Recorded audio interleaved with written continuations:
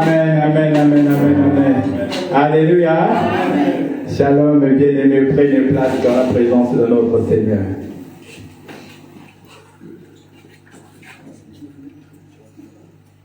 Nous sommes en préparation de la Pâque.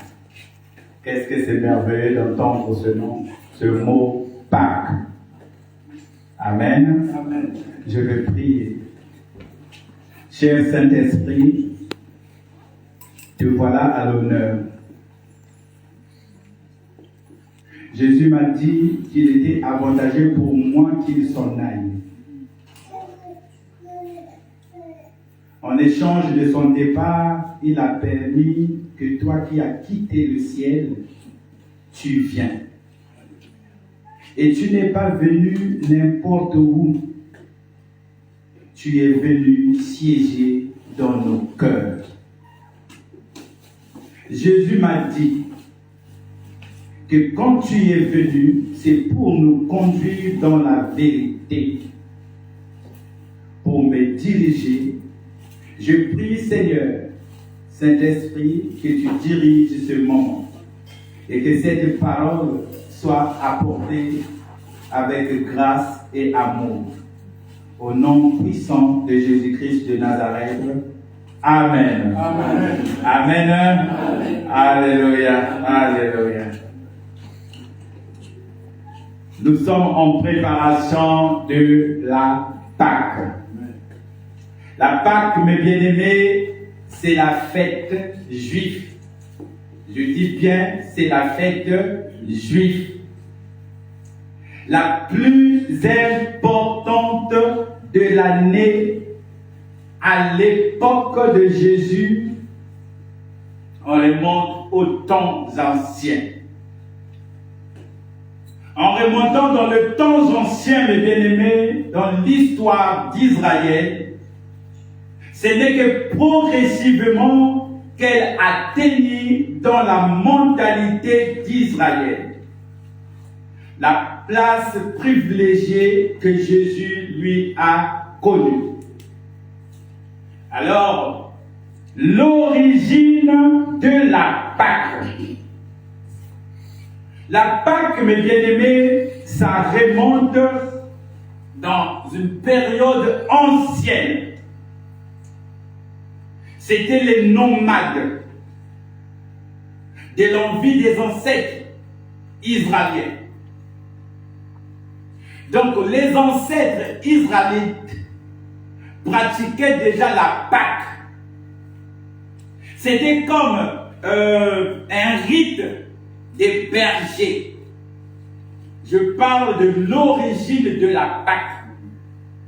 C'était un rite des bergers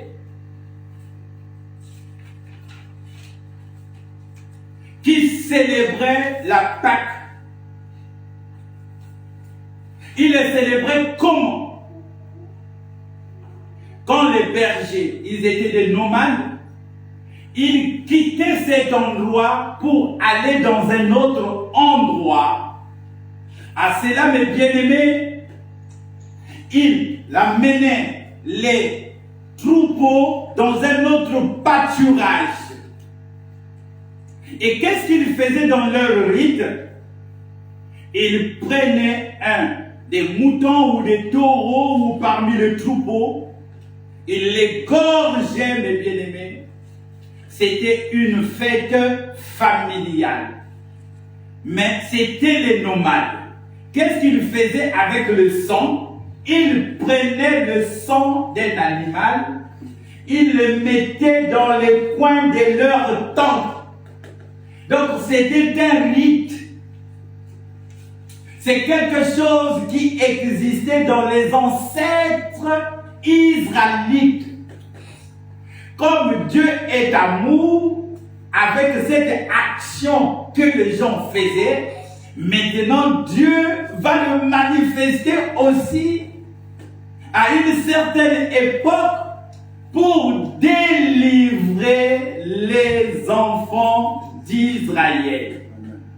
Mais au commencement, la Pâque, c'était une fête familiale des nomades. C'est des gens qui étaient, c'était des bergers.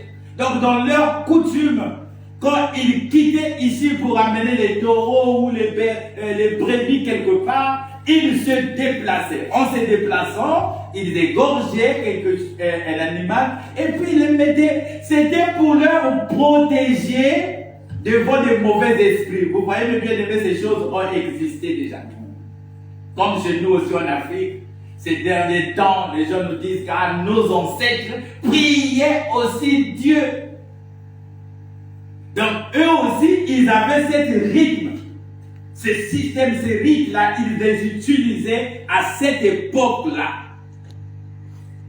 Ils donnaient cette offrande, mes bien-aimés, d'offrande des gestes de supplication afin d'obtenir une protection divine. Donc chez eux aussi, ils croyaient que quand ils faisaient des choses comme ça, ils étaient protégés. Ils étaient protégés. Le sang était répandu dans les piquets, dans les tentes. C'est pour éloigner toutes les forces mauvaises. Regardez l'idée des bergers, mes bien-aimés. Donc quand ils repoussaient cela, mes bien-aimés, c'était le destructeur qui pourrait porter atteinte à la vie des troupeaux et à leurs gardiens. Alors cela a progressé. Ces rites sont unis à d'autres issus de la liturgie des azimes, ce qu'on va appeler les pains levains. Ça progresse. Il s'agit d'une fête à graines. Donc il était arrivé un moment, mes bien-aimés, ce n'était plus ce rite-là, et ça rentre quelque part, et en progression, on appelait cela, mes bien-aimés, azim. L'azim veut dire c'était le pain sans levain. C'était une forme aussi de fête. Mais cette fête-là, mes bien-aimés, c'était le temps de la moisson. Ça marquait le début de la moisson. Ce rite sédentaire pratiqué à Canaan, cette fête a été accueillie par les Israélites qui se sont mis à célébrer cette sanctuaire de Gilgal. La première fois de leur sortie, mes bien-aimés, cela a été manifesté à Gilgal. Que le grand Hébreu arrive d'Égypte, il était arrivé à l'Égypte, célébré pour renouveler le rite ancestral de la Pâque. C'est encore ce renouvellement, mes bien-aimés, annuel intégral que les rythmes d'Azim établissaient ainsi un nouveau type de célébration pascale. Je voulais te dire, mes bien-aimés, cela tu vas le trouver dans Josué 5, 10 et 11. Dans Josué 10, je ne parle pas de l'Exode, mes bien-aimés. La Bible nous dit qu'en ce temps-là, l'Éternel dit à Josué, fais-toi des couteaux de pierre et circoncis encore une fois les enfants d'Israël.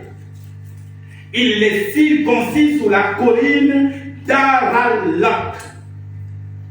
La raison de cette circoncision, mes bien-aimés, c'était que parce que tout le peuple qui était sorti d'Égypte ont trouvé la mort dans le désert. Alors Josué s'est retrouvé avec des enfants de moins de 40 ans. Comme cela était une façon de marquer leur alliance, fallait qu'ils circoncisent tous les garçons.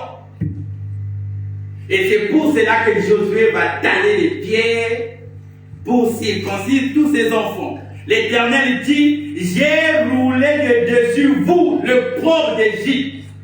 Et ce lieu fut appelé Gilgal jusqu'à ces jours. Le verset 10 me dit, les enfants d'Israël campèrent à Gilgal et ils célébraient la Pâque le 14e jour du mois sur le soir de la plaine de Jéricho.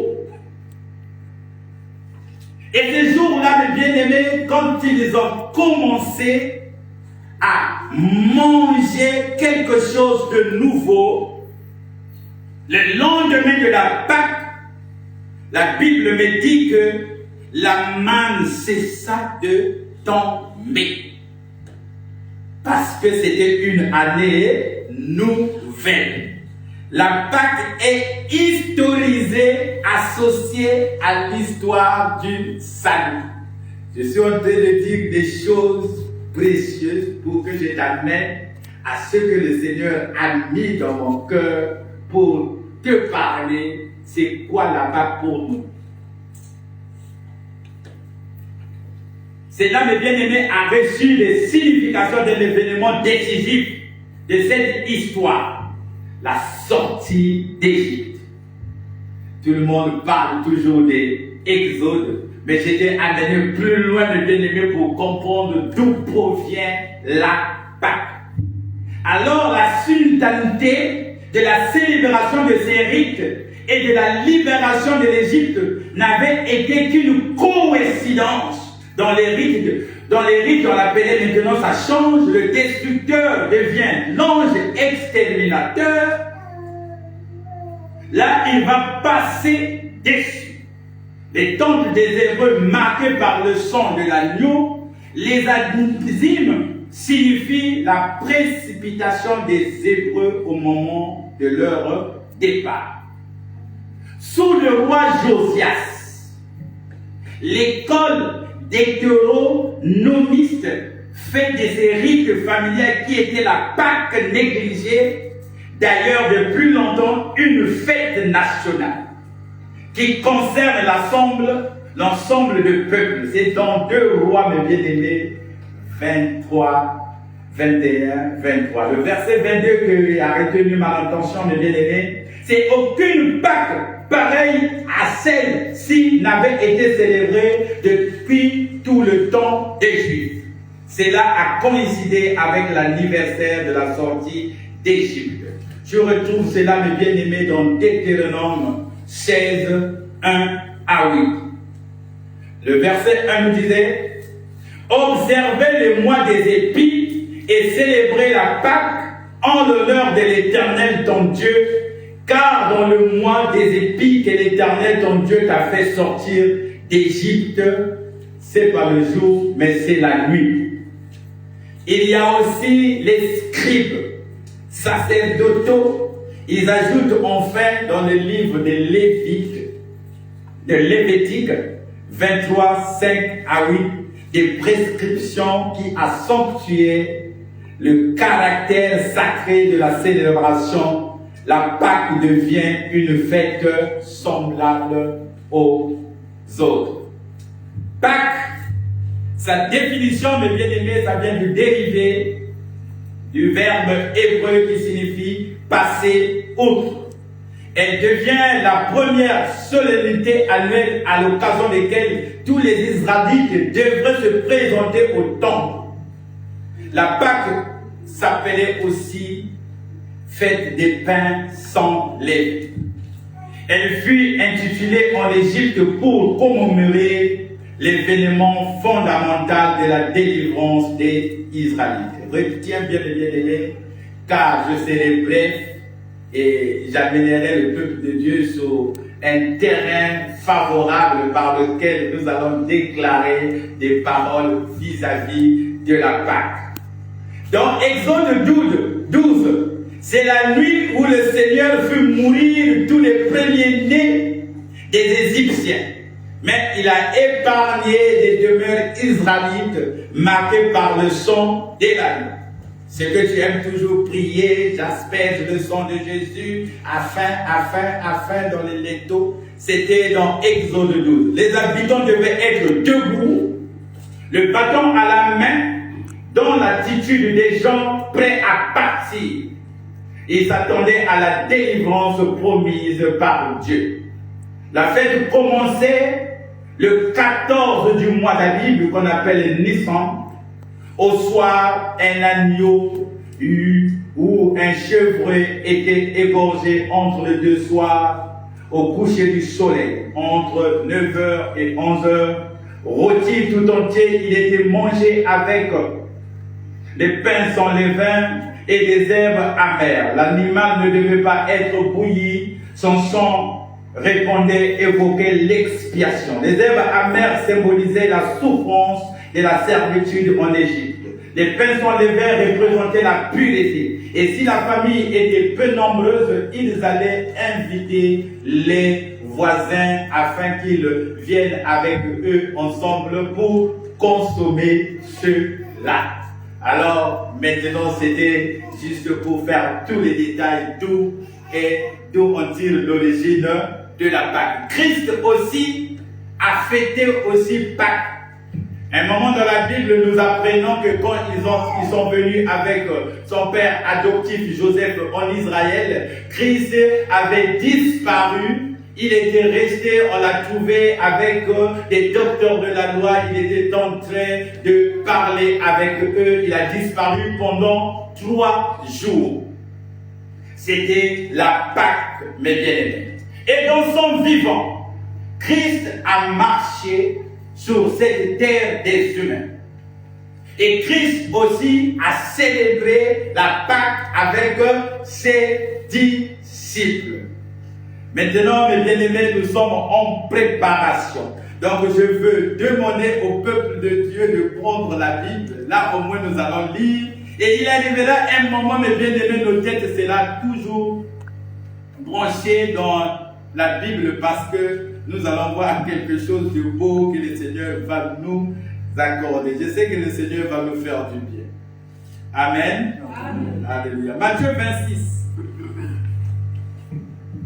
Matthieu 26, 17 à 19.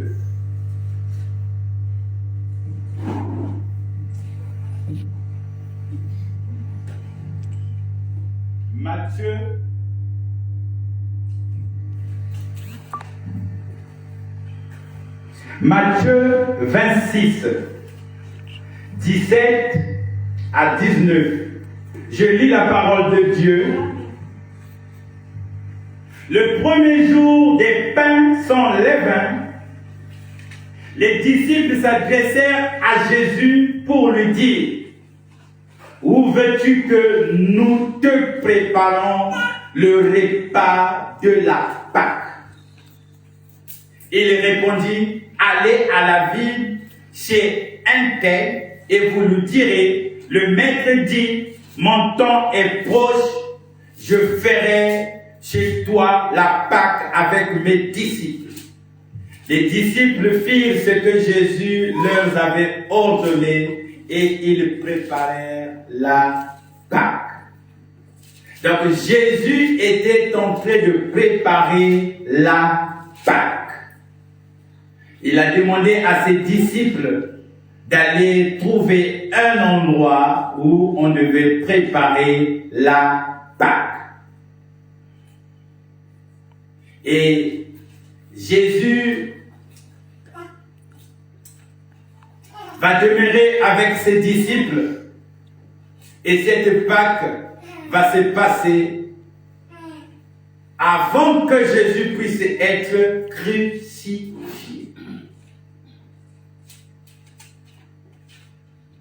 Jésus-Christ, mes bien-aimés, a marché sur cette terre des humains.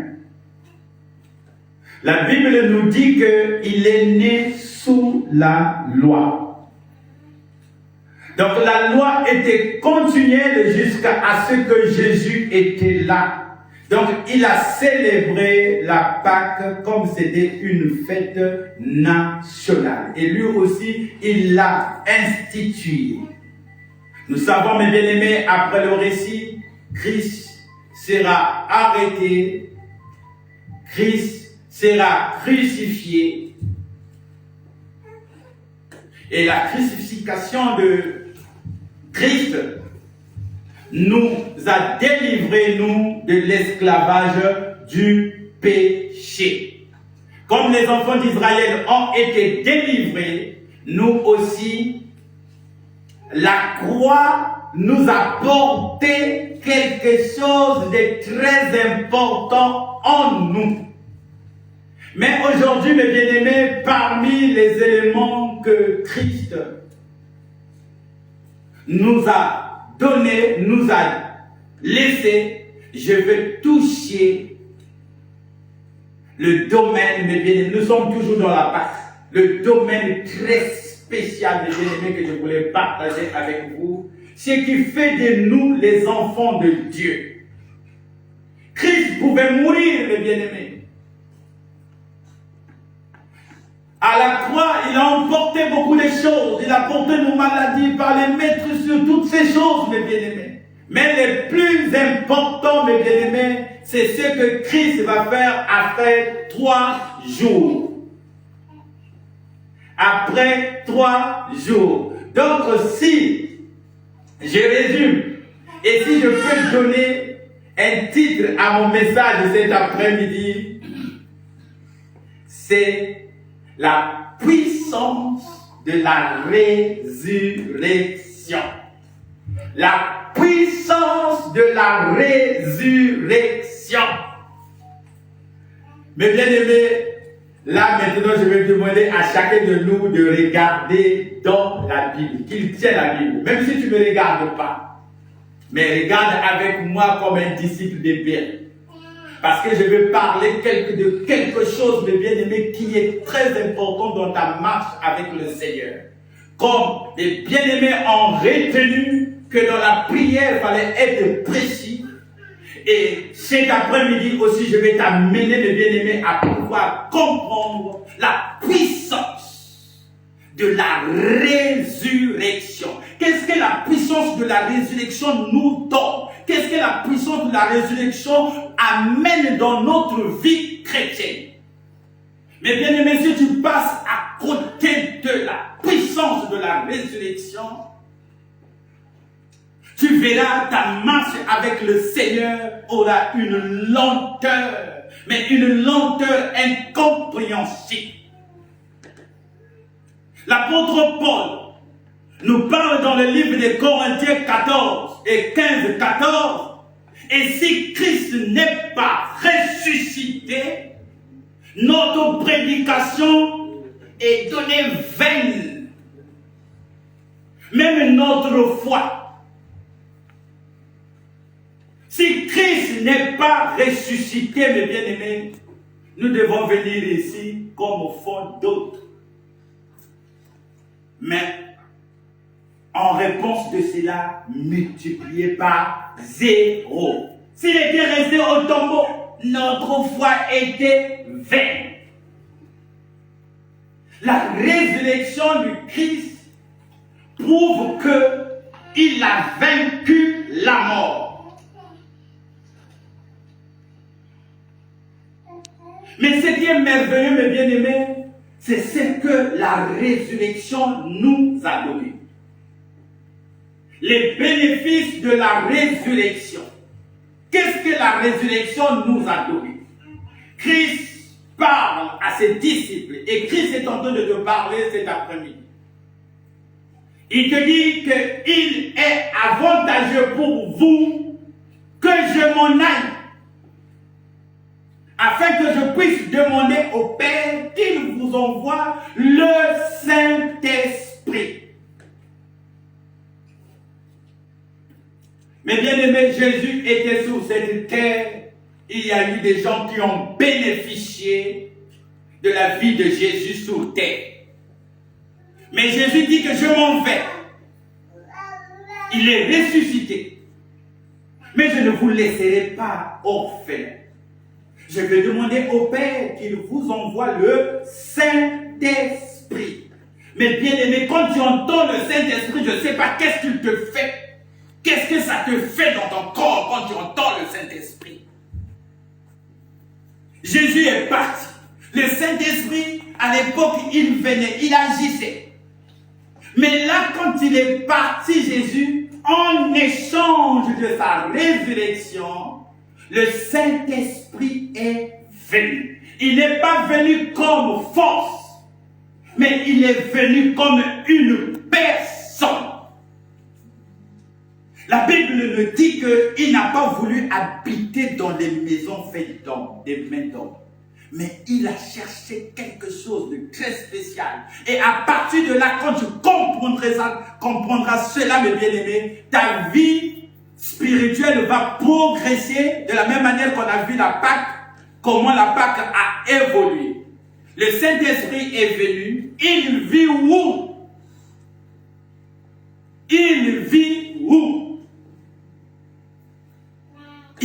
totalité de nos corps sont temple.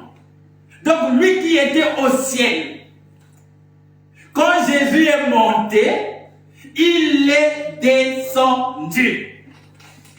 Alors il est descendu pour te faire comprendre que l'avantage pour toi était la résurrection de Christ.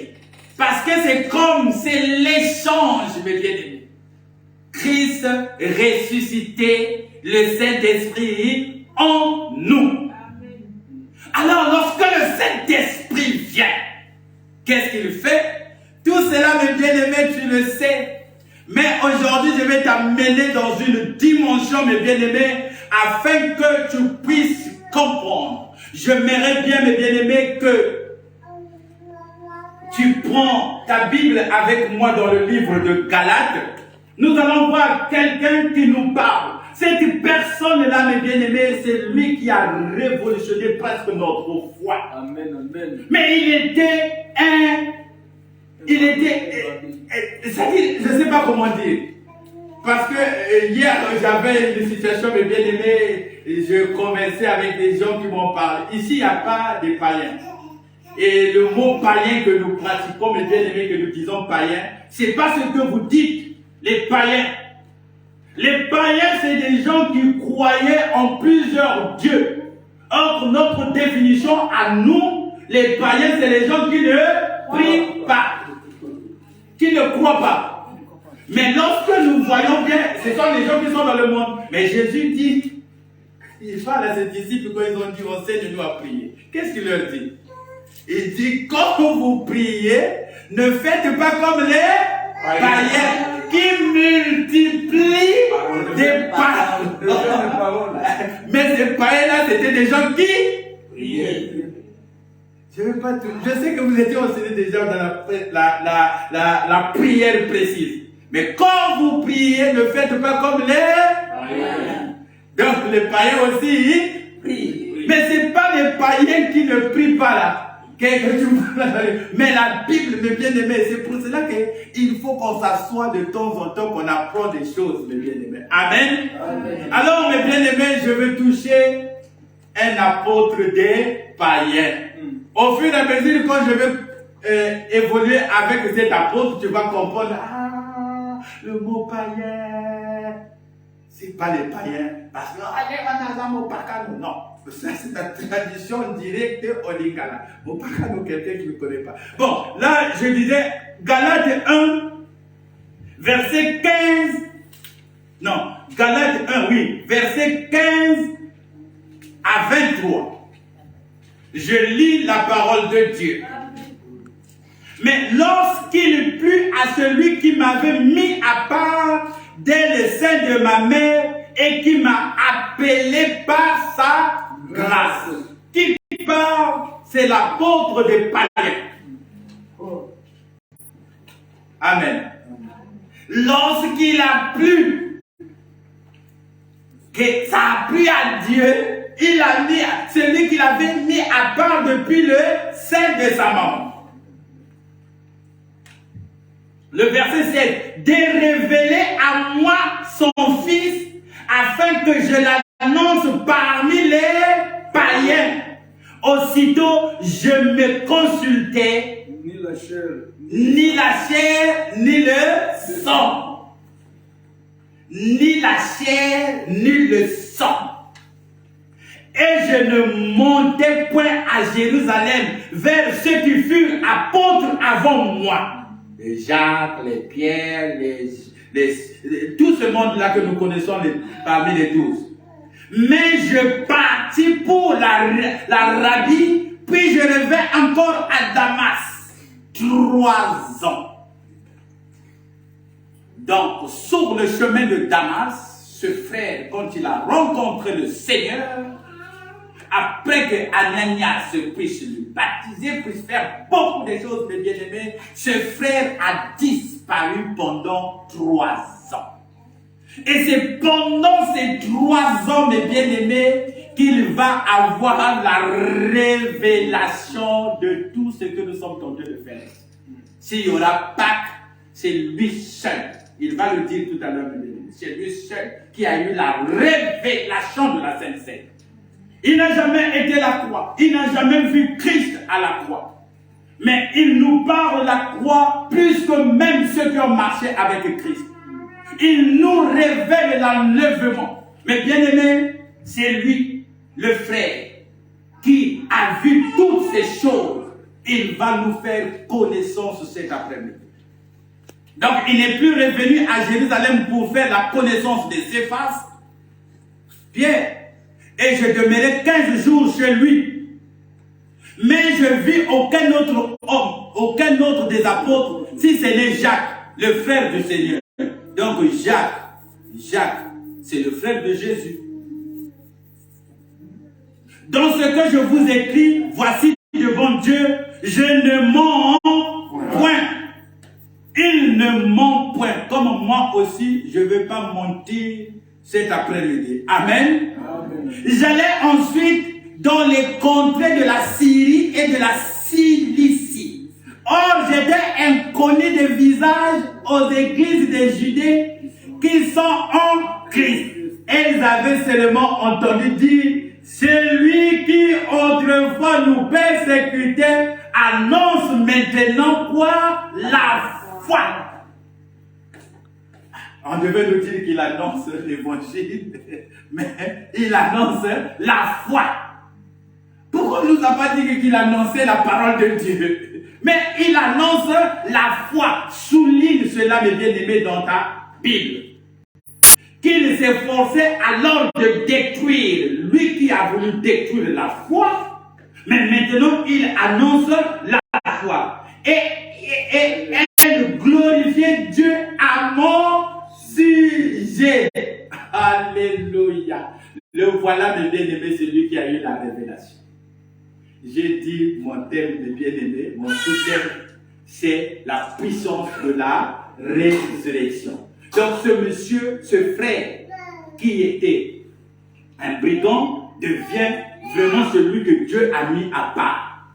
Il a eu la grâce. Il explique, il a eu la grâce. C'est une grâce qu'il a eu, mes bien-aimés. Je prie que le Seigneur te fasse grâce. Amen. Mais bien-aimés, il n'y a rien qui peut étonner les gens si ce n'est la grâce de Dieu sur toi. La grâce de Dieu, quand il vient, tout le monde va s'étonner de toi, comme les gens sont étonnés de notre frère. J'évolue, mes bien-aimés, rapidement, parce que quand je suis là, j'ai toujours beaucoup de choses à dire et je laisse toujours les gens dans les suspens. Donc, mes bien-aimés, mon message cet après-midi, je voulais l'amener dans le livre de Colossiens. C'est pour cela que je vais te demander, prends le livre de Colossiens. Et moi aussi, je cherche Colossiens. Colossiens 1. Qu'est-ce que Paul nous dit? Chapitre 25 à 27. Colossiens 1, 25 à 27.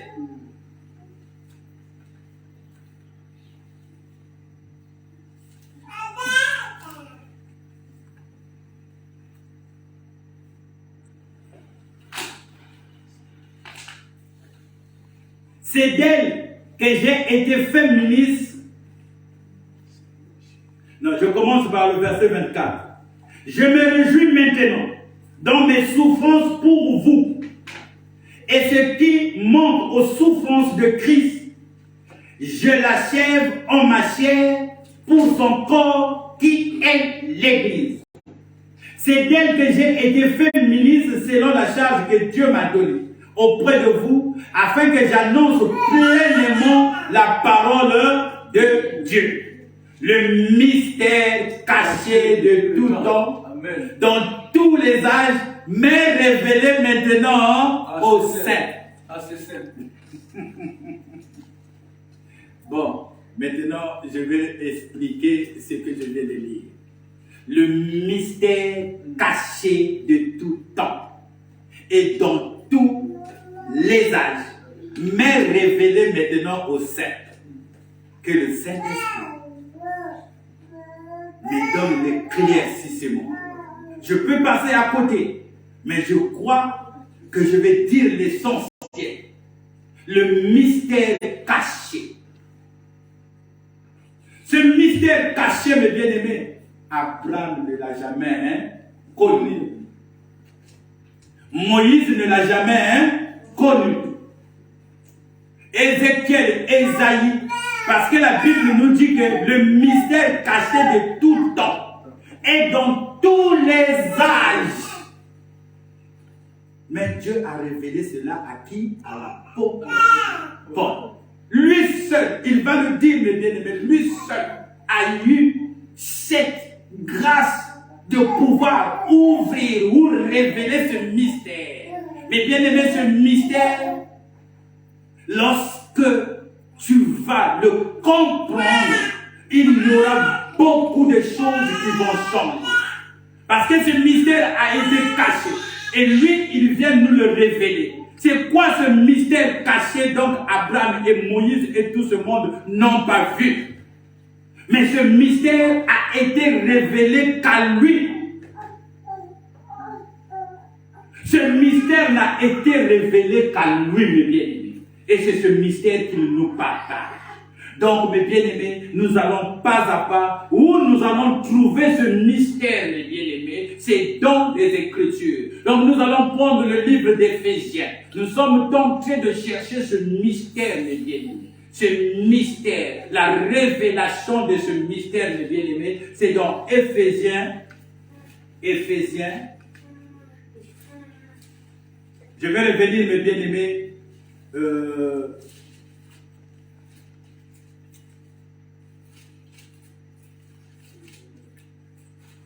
Éphésiens où tu es, voilà. Éphésiens 3.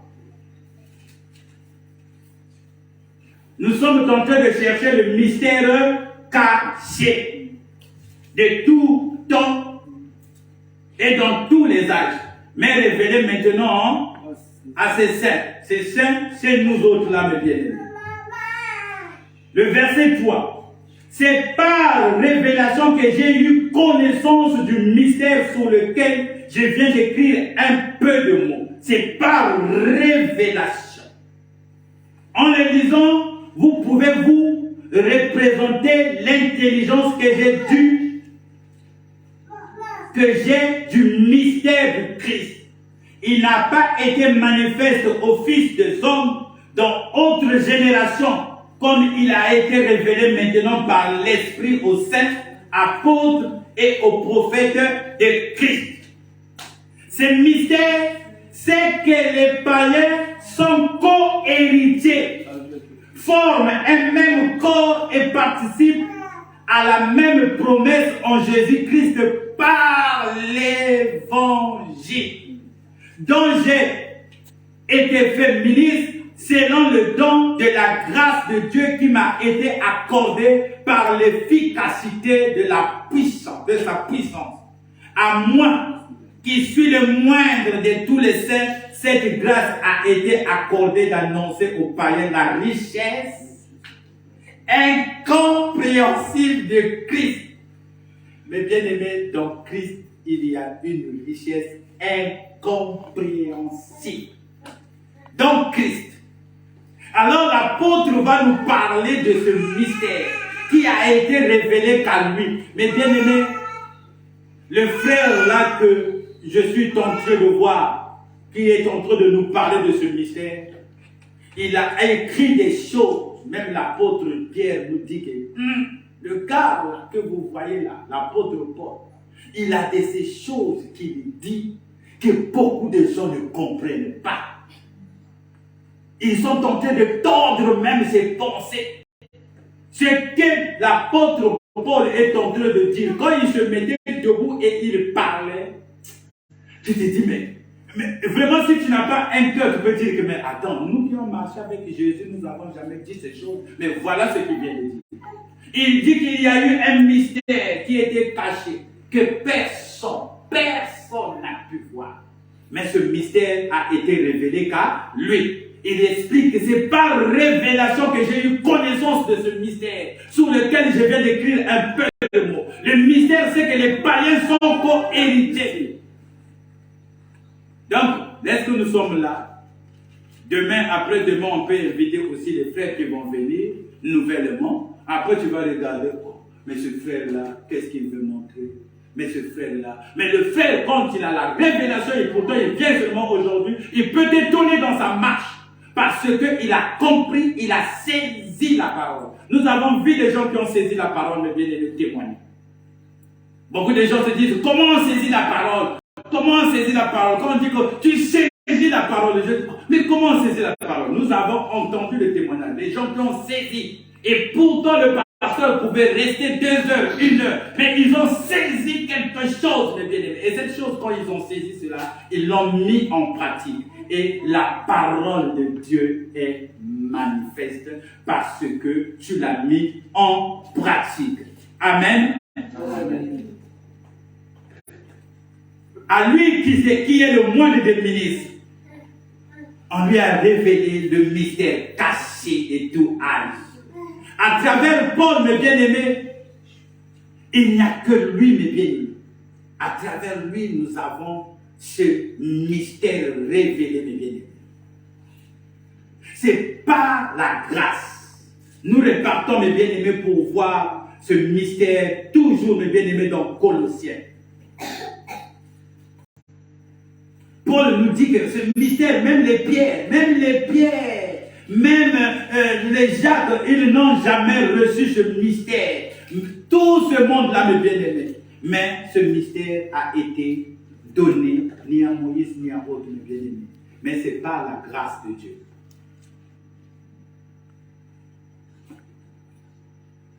Que ce mystère, mes bien-aimés, nous continuons pour voir ce mystère.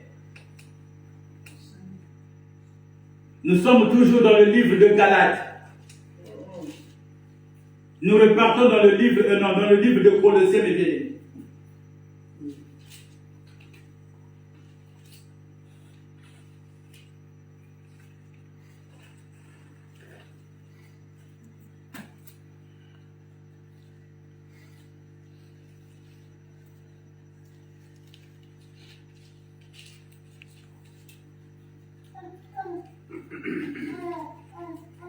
Le mystère caché, mes bien-aimés.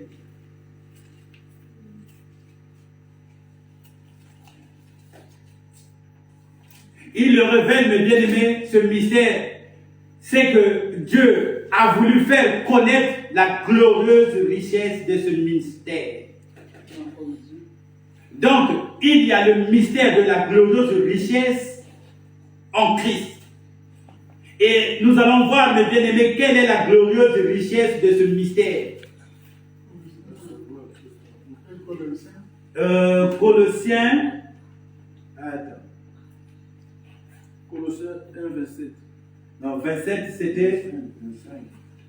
Alors, 27, oui. Le mystère caché de tout temps. Donc, quel est ce mystère, mes bien-aimés? Dieu a voulu leur faire connaître la glorieuse richesse de ce mystère parmi les païens, savoir Christ en vous, l'espérance de gloire.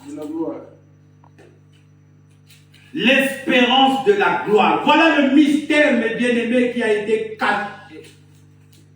C'est Christ en vous, l'espérance de la gloire. Christ en vous. Comment Christ est en nous? Nous croyons, mes bien-aimés, nous voyons toujours cet échange. Christ monte et le Saint-Esprit vient en nous. Et c'est Christ en nous qui fait l'espérance de gloire. Donc ici, mes bien-aimés, l'apôtre Paul est en train de nous révéler que la gloire de Dieu revient. Donc la gloire de Dieu qui a quitté Adam et Ève. Parce que Dieu, la Bible nous dit que Adam et Ève avaient la gloire de Dieu. Ils discutaient avec Dieu. Ils étaient là, ils étaient dans la gloire. Dieu les visitait, mes bien-aimés. La chute a permis que le péché vienne.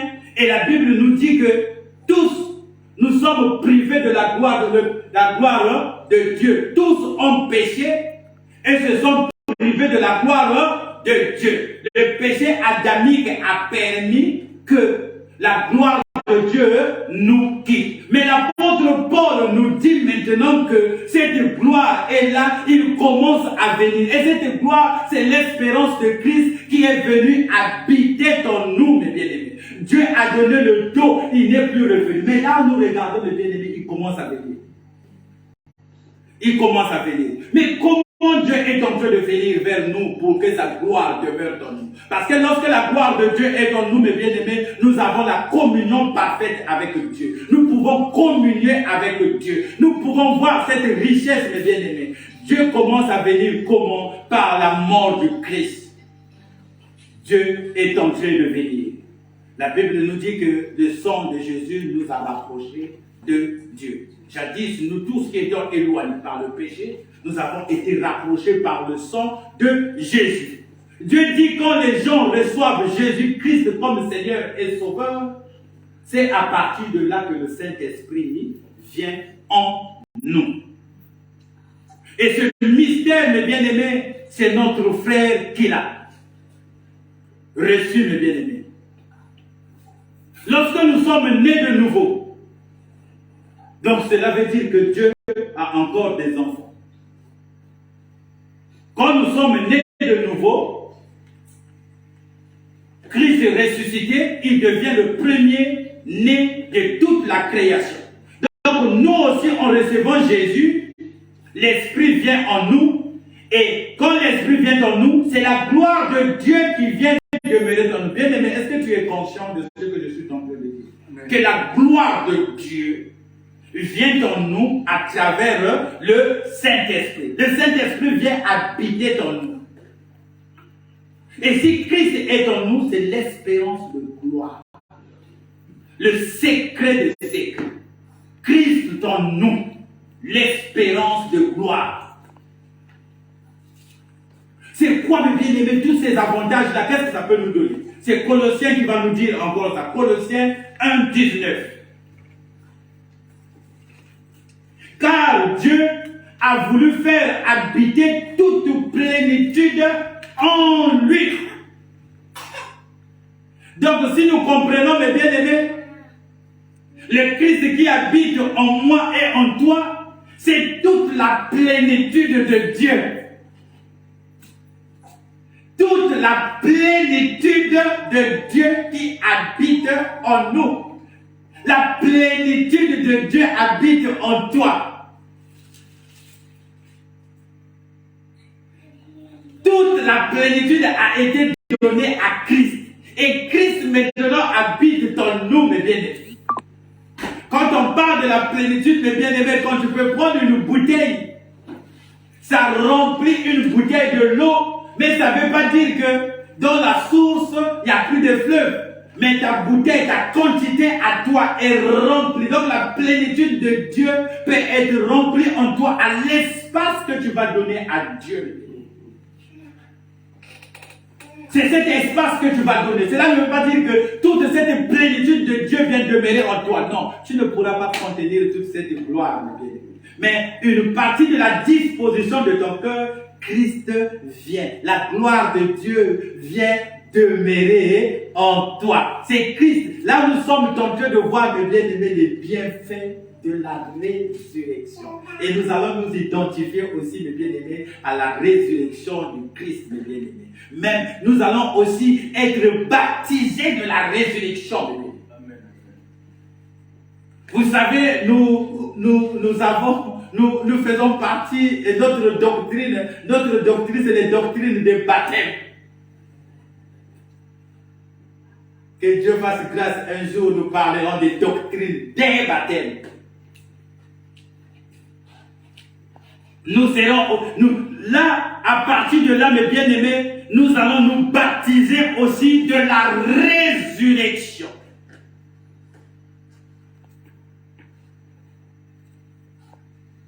Nous sommes tout pleinement de lui, mes bien-aimés. Il est venu habiter en nous avec toute la domination et toute autorité. Ce mystère-là, mes bien-aimés, Dieu, en Christ en nous, mes bien-aimés, il nous le révèle encore, mes bien-aimés, dans le livre de Colossiens 2:2, afin qu'il ait le cœur rempli de consolation, qu'il soit uni dans l'amour et enrichi d'une pleine intelligence pour connaître le mystère de Dieu, savoir Christ. Mystère dans lequel sont cachés tous les trésors de la sagesse et de la connaissance. Dans d'autres versions, on dit de la science. Ce mystère, mes bien-aimés, et ce mystère caché, mes bien-aimés, il y a tous les trésors. Toi qui es en train de t'efforcer de faire ceci, on te dit que c'est dans le mystère caché qu'il y a tous les trésors, la sagesse et la connaissance. Donc si tu veux connaître Dieu, il faut connaître Christ. Qu'est-ce qu'il y a dans ce mystère, mes bien-aimés?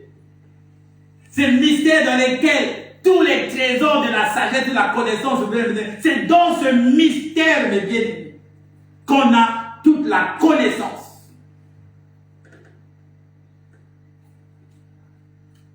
Cette puissance de la résurrection, mes bien-aimés, notre frère l'a reçue petit à petit. C'est pour cela qu'il nous amène doucement, doucement. Il l'a reçu petit à petit, progressivement. Ça identifie, mes bien-aimés, lorsque je commençais avec la Pâque, pour vous expliquer, la Pâque ancestralement, c'était un rite, mes bien-aimés, des Israélites.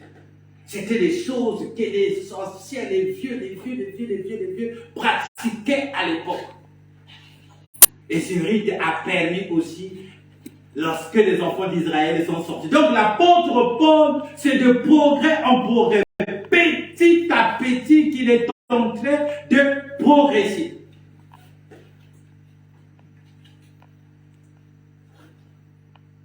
Et Dieu va encore révéler à notre bien-aimé tout ce qu'on appelle la divinité. Dieu dit que j'ai mis toute la divinité en Christ. Toute puissance et toute domination et autorité se trouvent en Christ.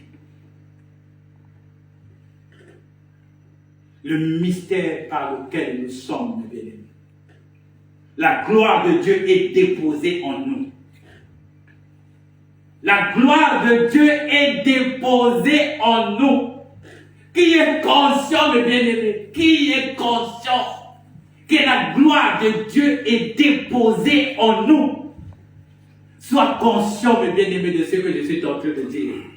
La révélation de la résurrection va nous transporter de gloire en gloire. La résurrection, mes bien-aimés, c'est notre appui dans la foi. Sans la résurrection, mes bien-aimés, nous devons ressembler à d'autres religions. Si nous allons mourir et nous croyons qu'un jour, si la mort vient, qu'on dormait, en ouvrant les yeux, mes bien-aimés, nous allons nous retrouver face à face avec Christ. Parce que lui, il l'a fait. Lui, il est ressuscité. Et nous sommes baptisés, mes bien-aimés, dans sa résurrection, parce que nous sommes morts en Christ et nous avons été ressuscités. Et cette résurrection-là, mes bien-aimés, c'est ce que l'apôtre nous dit.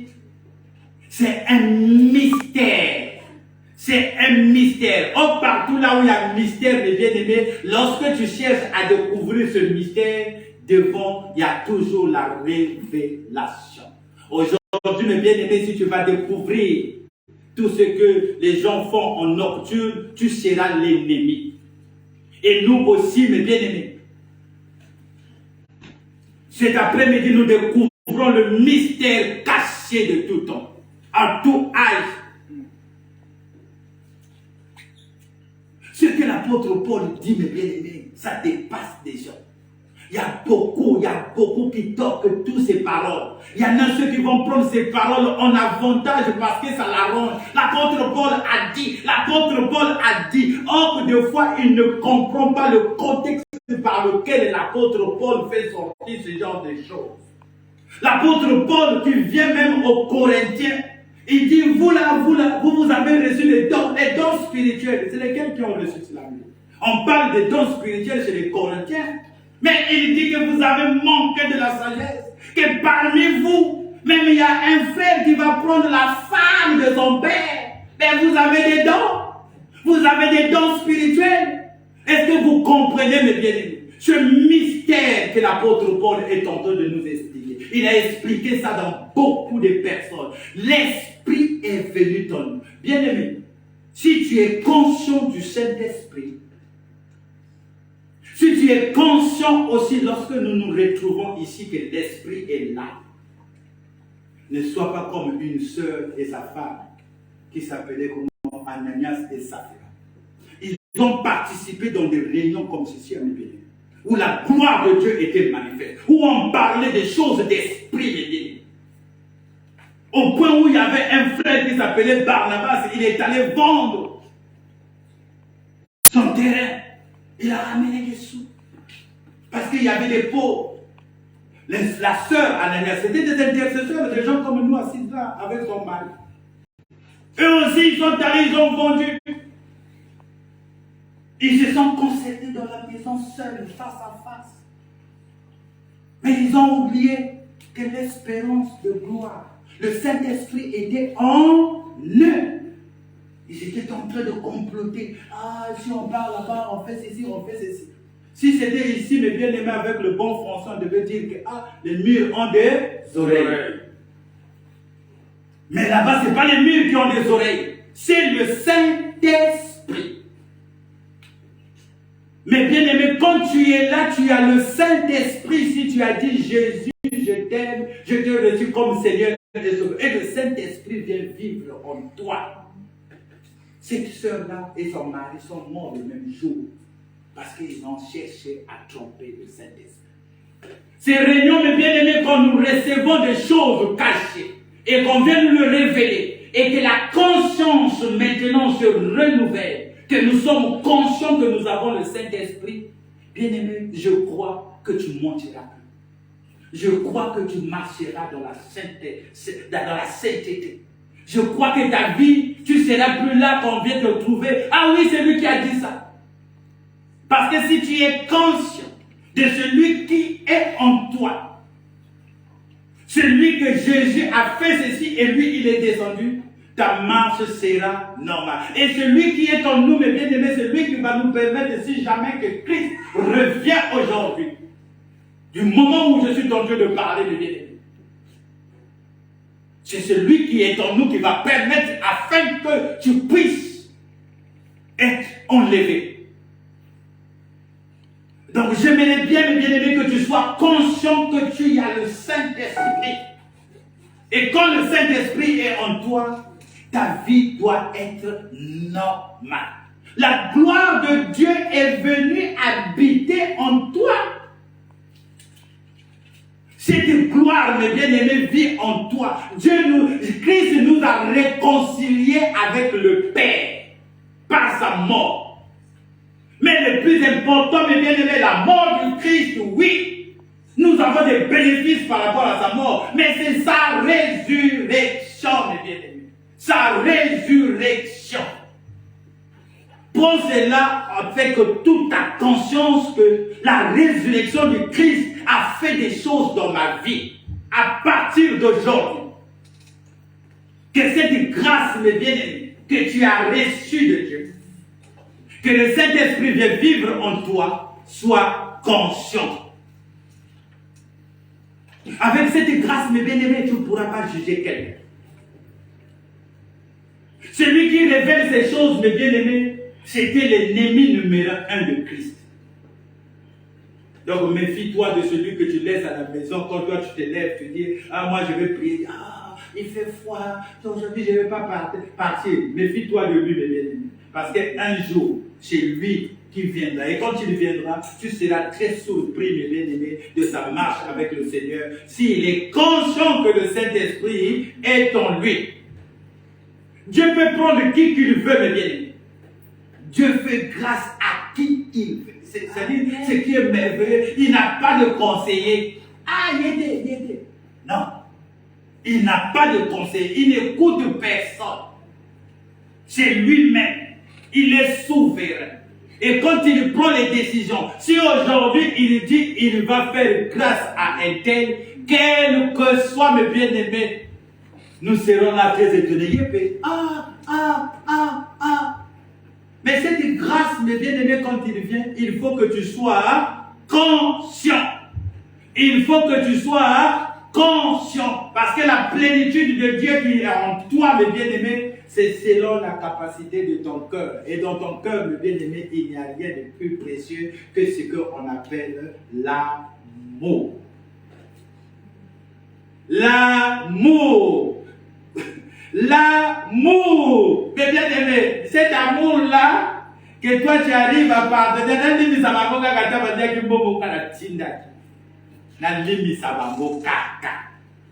cet amour, la Bible nous dit, est répandu dans nos cœurs par le Saint-Esprit. Cet amour-là, mes bien-aimés, c'est dans cet amour que tu peux vivre la résurrection du Christ.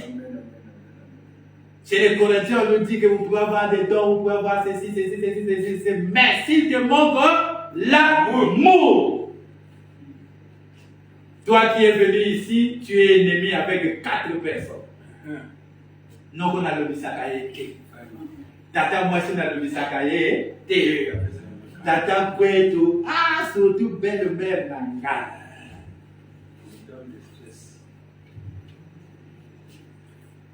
L'amour, si cet amour te manque, mes bien-aimés, nous pouvons rester ici 10 heures, 30 heures. Quand tu n'as pas l'amour de Dieu, tu passes déjà devant même ce que on a fait, et tout ce qu'on a dit ici. Les mystères cachés, tu ne pourras pas le comprendre si tu n'as pas l'amour. C'est l'amour qui permet que nous soyons là. Et cet amour, mes bien-aimés, va nous amener en préparation afin que nous rentrons dans cette cérémonie de Pâques. Amen. Amen. Donc nous nous préparons, mes bien-aimés, nous nous préparons dans l'amour, mais à cette condition que tu saches que en ce jour que tu as appris que la résurrection de Christ est ton partage, c'est un bienfait dans ta vie. Continue dans l'amour de Dieu, continue, mes bien-aimés. Les bienfaits de l'amour de Dieu seront manifestes dans ta vie. Marche avec sainteté. Crains Dieu, mes bien-aimés. Et vite, parce que tu as le Saint-Esprit en toi. N'attriste jamais le Saint-Esprit. Honore-le, mes bien-aimés. Il est venu ici. Il y a des fois dans tes demandes, mes bien-aimés, je ne sais pas comment tu pries, mais crois-moi, il y a quelqu'un qui est à côté de nous qui transporte même nos prières, même nos pensées. La Bible dit que même par des soupirs inexprimables, les kamoka et ça n'a rien à voir. Il y a Dieu à mener en bas pour coller en mon pensée à ça. Parce qu'il est le seul qui sent même les profondeurs de Dieu. Il est en toi. Il n'y a que lui. J'avais réfléchi sur le mot médicament et salami. Oui. Parce que le Saint-Esprit qui est en toi, il a amené cette pensée vers le cœur de Dieu. C'est pour cela que aujourd'hui tu peux témoigner l'amour de Dieu. Que la grâce et l'amour de Dieu soient avec nous.